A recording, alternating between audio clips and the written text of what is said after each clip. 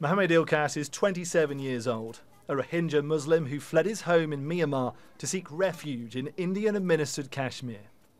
He says he escaped the violence in Rakhine state after soldiers attacked his village.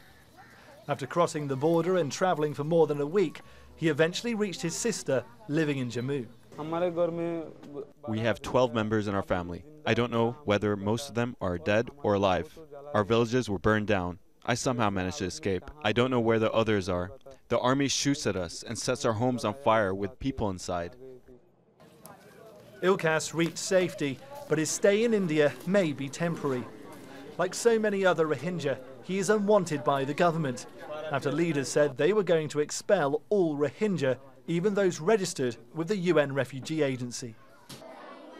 2 Rohingya men are trying to block the expulsion threat, arguing their lives would be in danger if they're sent back. Supreme Court judges have agreed to hear their case, and the verdict could affect future generations. I want to appeal to the Indian government and other organisations not to push us back. India is a neighbour of Myanmar. Please tell them to stop committing atrocities against Muslims. When it is safe, we will move back. Rohingya are generally vilified in India, and over the past few months there have been a series of anti-Rohingya protests. The Hindu nationalist BJP party is clear which side it's on.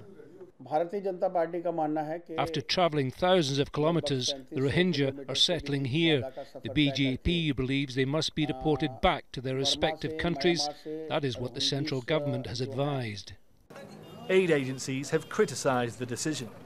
I think given the circumstances and the history over the last few years and the persecution of Rohingyas that we've seen, the government should be upholding its moral and legal responsibilities and protecting and supporting Rohingya refugees and asylum seekers in India. Stateless and unwanted in Myanmar and rejected by the Indian government, the Supreme Court is deciding their fate. But if the Rohingya lose, deporting thousands of them is likely to be difficult. Duncan, Crawford, Al Jazeera.